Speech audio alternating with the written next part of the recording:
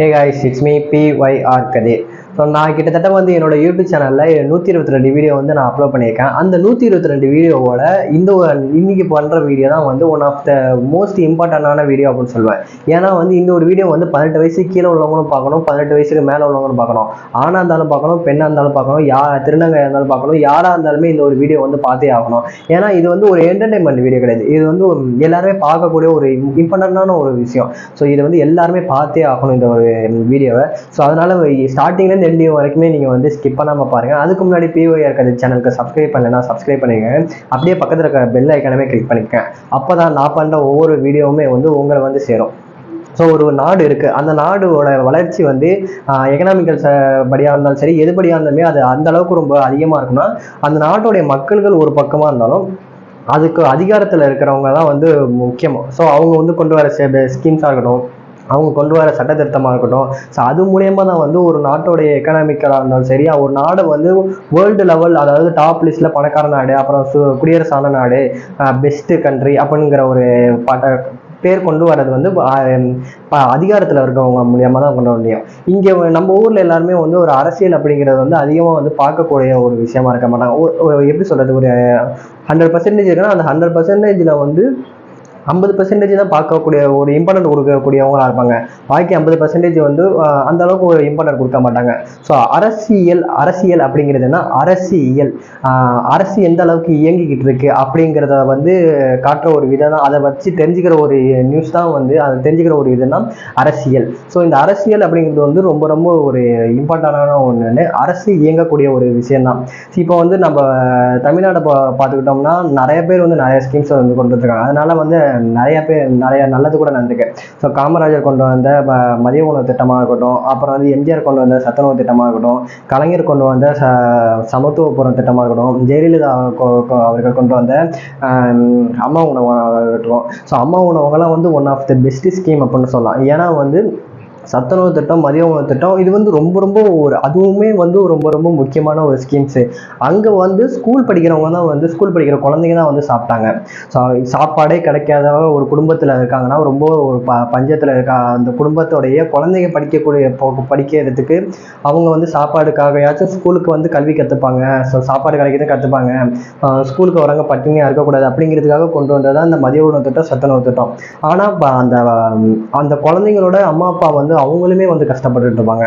So அவங்களுக்குமே சாப்பாடுக்கு ரொம்ப கஷ்டமாக தான் இருக்கும். ஸோ அது தீர்க்கும் விதமாக தான் வந்து அம்மா உணவகம்லாம் இருக்குது. கிட்டத்தட்ட தமிழ்நாட்டிலையுமே வந்து அம்மா உணவகத்தினால வந்து எக்கச்சக்கமான பேர் வந்து அவங்களுடைய பசியை வந்து தீர்த்துருக்காங்க. ஸோ சமத்துவபுரம், அப்புறம் வந்து ரிச்சாவண்டி தடை, ஸோ இதெல்லாமே வந்து one of the best schemes அப்படின்னு சொல்லலாம். ஸோ நான் முதல்வர் திட்டமாக இருக்கட்டும், எல்லா ஸ்கீம்ஸுமே வந்து பெஸ்ட்டு தான் சொல்லலாம். அப்படி ஸ்கீம்ஸ் கொண்டு வர தான் ஒரு மாநிலமாக இருந்தாலும் சரி, நாடாக இருந்தாலும் சரி, ஒரு வளர்ச்சி பாதையை நோக்கி போகுது அப்படின்னு சொல்லலாம். ஸோ எக்கனாமிக்கல் படியாக இருந்தாலும் சரி, எந்த படியாக இருந்தாலும் சரி, அவங்க கொண்டு வர மக்களுக்கு தேவைப்படுற ஸ்கீம்ஸ் கொண்டு வர முடியாமல் தான் வந்து அவங்க அந்த நாடாக இருந்தாலும் மாநிலமாக இருந்தாலும் அந்த அளவுக்கு வந்து ஒரு வளர்ச்சி பாதையை நோக்கி செல்லும் அப்படின்னு சொல்லலாம். இப்போ வந்து இப்போ ரீசெண்டாக வந்து இலங்கையில் வந்து அதிபர் ஆட்சி மாறி இருக்கு. ஸோ பிரதமரோட ஆட்சியாக இருந்தாலும் சரி, அதிபரோடைய ஆட்சியாக இருந்தாலும் சரி மாறி இருக்கு. இப்போ அவங்க பேர் வந்து இலங்கையோட அதிபரோட பேர் என்னன்னா அமரகுமார திசாநாயக் அப்படிங்கிறவர் தான். இவர் வந்து தேசிய மக்கள் சக்தி கட்சியை சேர்ந்தவர். இப்போ ஒரு நாட்டில் வந்து அரசியல் மாறுதுன்னா அது அந்த நாட்டில் மட்டுமே வந்து ஒரு தாக்கத்தை ஏற்படுத்தாது, அதோட அண்டை நாடு பக்கத்து நாட்டிலையுமே ஒரு தாக்கத்தை ஏற்படுத்தும். ஸோ நம்மளுடைய பக்கத்து நாடு தான் வந்து ஸ்ரீலங்கா, இலங்கை அப்படின்னு சொல்லுவோம். ஸோ அது எல்லாருமே தெரியும். ஸோ அங்கே தான் வந்து ஆட்சி மாறி இருக்கு. இப்போ இதனால வந்து எப்படி இந்தியாவுக்கு வந்து ஒரு தாக்கத்தை ஏற்படுத்தினா, எப்படி சொல்றது, இப்போ வந்து இலங்கையும் இந்தியாவுமே வந்து ஒரு எளியும் புனையமாக தான் ஒரு சில விஷயத்துல இருக்காங்க. நம்ம நாட்டிலேருந்து மீனவர்கள் வந்து அங்கே கடலுக்கு போனாங்கன்னா அவங்கள போய் அரெஸ்ட் பண்ணிடுறாங்க.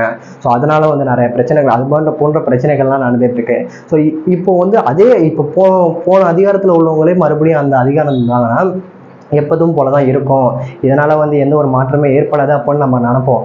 ஆனால் இப்போ வந்து ஆட்சி மாறி இருக்கு. ஸோ இதனால் வந்து ஏதாச்சும் ஒரு நல்லது நம்மளுக்கு நடக்கும். ஸோ ஏதாச்சும் ஒரு கூட்டு பயிற்சி நடக்கும். ஸோ இவர் அமரகுமார திசாநாயக் வந்து அதிபர் ஆனதை பொறுத்து நம்மளுடைய பிஎம் மோடி அவர்களுமே வந்து வாழ்த்து தெரிவிச்சாங்க. நீங்கள் வந்து வந்ததுக்கு வந்து எங்களுக்கு வந்து ரொம்ப சந்தோஷம் அப்படின்னுமே சொல்லியிருக்காங்க. இவங்க வந்து அந்த திசாநாயக்கை சொன்னேன். ஸோ அவர் வந்து இடதுசாரி இதை சேர்ந்தவங்க.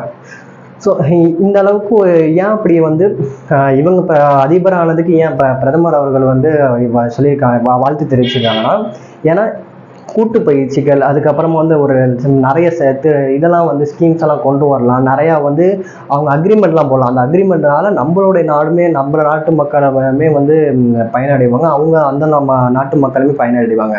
ஸோ இதனால வந்து எக்கனாமிக்கல் படிவனாலுமே ஒரு வளர்ச்சி பாதையை வந்து எட்டலாம் அப்படின்னு சொல்லலாம். ஸோ அதுக்கான வாய்ப்பு அதிகமாகவே இருக்கு. ஸோ இதில் இன்னொரு விஷயம் என்னன்னா, ஸ்ரீலங்கா வந்து பிரதமர் ஆகியிருக்காங்க. அவங்க பேர் வந்து ஹரிணி அமரசூரியா அப்படிங்கிறவங்க. இவங்க வந்து ஒரு பெண்ணை சேர்ந்தாங்க. இவங்களுக்கு இப்போ இந்த ஸ்ரீலங்கா ஹிஸ்ட்ரி எடுத்து பார்க்கும்போது இவங்களுக்கு முன்னாடியே வந்து 2 பேர் பண்டாரநாயக் அப்படிங்கிறவங்க 2 பேருமே வந்து அவங்க 2 பேருமே பண்டாரநாயக்கா. அவங்க வந்து சிரிமாவோ பண்டாரநாயக், அப்புறம் சந்திரிகா பண்டாரநாயக் அப்படிங்கிற 2 பேருமே வந்து பிரதமர் இருந்திருக்காங்க. ஸோ இந்த 2 பேருமே வந்து அவங்களுடைய ஃபேமிலி பேக்ரவுண்டை எடுத்து பார்த்தோம்னா அவங்க வந்து அரசியல் குடும்பத்தை சேர்ந்தவங்க இருப்போம். ஃபார் எக்ஸாம்பிள் வந்து நேரு, இந்திரா காந்தி, ராகுல் காந்தி, ராஜீவ் காந்தி. ஸோ அவங்கெல்லாம் பார்த்தோம்னா ஒரே குடும்பத்தை சேர்ந்தவங்க. ஸோ ராகுல் காந்தி, ராஜீவ் காந்தி, இந்திரா காந்தி இவங்களாமே வந்து ஒரே குடும்பத்தை சேர்ந்தவங்க. இப்போ தமிழ்நாடு எடுத்து பார்த்தோம்னா கலைஞர் அவர்கள், அதுக்கப்புறம் மு க ஸ்டாலின் அவர்கள், அதுக்கப்புறமா வந்து உதயநிதி ஸ்டாலின். ஸோ இவங்கெல்லாமே வந்து அந்த அரசியல் குடும்பத்தை சேர்ந்தவங்களாம் இருப்பாங்க. அதே மாதிரி அந்த சினிமாவை பண்டாரநாயக், அப்புறம் வந்து சந்திரிகா பண்டாரநாயக் சொன்னேன். ஸோ அவங்க 2 பேருமே ஃபேமிலியுமே வந்து ஒரு அரசியல் குடும்பத்தை சேர்ந்தவங்க. ஆனால் வந்து ஹரிணி அமரசூரியா அப்படிங்கிறவங்க வந்து அவங்களுடைய பேக்ரவுண்டை பார்க்கும்போது அவங்களுடைய அரசியல் குடும்பத்தை சேராதவங்க இருப்பாங்க. அவங்க குடும்பத்தில் வந்து யாருமே அரசியல் இருந்தவங்க கிடையாது. இவங்க வந்து கொழும்புல வந்து ஸ்கூல் படிக்கிறது, அப்புறம் காலேஜ் படிக்கிறது எல்லாமே முடிச்சிடறாங்க. அதுக்கப்புறமா டெல்லிக்கு வந்து இவங்களுடைய யூஜி பட்டத்தை படிக்கிறாங்க. அதுக்கப்புறமா ஆஸ்திரேலியாவுக்கு போகிறாங்க. ஆஸ்திரேலியாவுக்கு போய் பிஜி பட்டத்தை முடிச்சுட்டு திரும்பி 2011 வந்து ஸ்ரீலங்காவுக்கு போகிறாங்க. ஸ்ரீலங்காவில் வந்து இப்போ ஒரு மொத்த உள்நாட்டு உற்பத்தி அப்படின்னு சொல்லப்படும். அது எல்லாருக்குமே தெரியும். அதாவது வந்து ஒரு நாட்டில் வந்து அந்த உள்நாட்டிலே ஒரு ஆண்டுக்கு வந்து உற்பத்தி செய்யக்கூடிய ஒரு பண்டங்களையும் மதிப்பீடு தான் வந்து மொத்த உள்நாட்டு உற்பத்தி அப்படின்னு சொல்லுவோம். ஸோ இது புக்கில் எல்லாமே இருக்குது. ஸோ இந்த மொத்த உள்நாட்டு உற்பத்தி வந்து 6% வந்து எஜுகேஷனலுக்காக வந்து ஒதுக்கணும் அப்படிங்கிற ஒரு கோரிக்கை வந்து சொன்னாங்க. ஸோ இவங்களுடைய கோரிக்கையினால வந்து நிறைய பேர் வந்து அதிகமாக வந்து பயனடைஞ்சிருக்காங்க அப்படின்னு சொல்லலாம். ஸோ அதாவது வந்து ஸ்ரீலங்காவில் இன்னும் சொல்லணும்னு பார்த்தா அவங்க வந்து எக்கனாமிக்கல்லேருந்து பாலினம், அதாவது பாலினம் வரைக்குமே வந்து அவங்க நிறையா பேசியிருக்காங்க. ஸோ இதனாலே வந்து மக்களுக்கிடையே வந்து அதிகமாக வந்து பேசப்படுது கொழும்புல. ஸோ இவங்கனால தான் அந்த ஹரிணி அமரசூரியா ஆரம்பிக்காங்களே, இவங்கனால தான் அந்த திசாநாயக் அப்படிங்கிற புதிய அதிபர் வந்து அதிபர் ஆயிருக்காங்க அப்படின்னு சொல்லுது.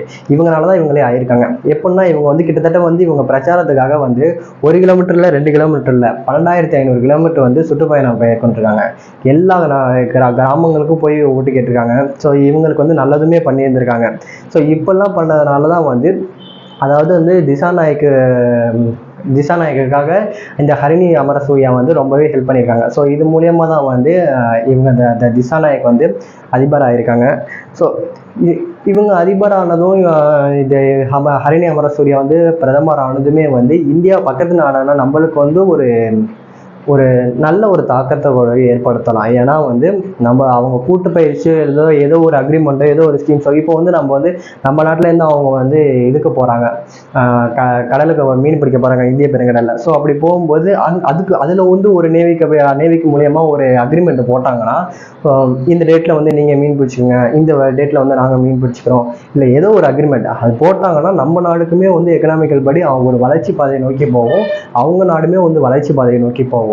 ஸோ இது வந்து ஒரு நல்ல ஒரு விஷயம் அப்படின்னு சொல்லலாம். ஸோ இதுதான் முடிஞ்சிடுச்சு இந்த ஒரு நியூஸு. ஸோ இது மாதிரி நியூஸ் வேணும்னு நினச்சிங்கன்னா POIR கதிர் சேனலுக்கு சப்ஸ்கிரைப் பண்ணுங்கள். அண்ட் இந்த ஒரு வீடியோ வந்து ஸ்ரீலங்காவிலேருந்து கூட நீங்கள் வந்து பார்க்கலாம். ஸோ ஸ்ரீலங்காவிலேருந்து யாராச்சும் பார்த்தீங்கன்னா கமெண்ட் செக்ஷனில் நீங்கள் வந்து எந்த ஊர்லேருந்து பார்க்குறீங்க அப்படின்னு கமெண்ட் பண்ணுங்கள். அண்ட் யார் இந்த வீடியோ பார்க்குறீங்களோ அவங்க எல்லாருமே வந்து நான் இந்த ஊரில் தான் பார்க்குறேன் அப்படின்ட்டு நீங்கள் வந்து எந்த ஊர் அப்படின்ட்டு கமெண்ட் செக்ஷனில் கமெண்ட் பண்ணுங்கள். இது மாதிரி எனக்கு இன்ட்ரெஸ்டிங்கான ஏதாச்சும் நியூஸ் வேணும் அப்படின்னு நினச்சிங்கன்னா அதையுமே வந்து நீங்கள் வந்து கமெண்ட் செக்ஷனில் கமெண்ட் பண்ணுங்கள். அதை பற்றி நான் நிறையா பேசுகிறேன்.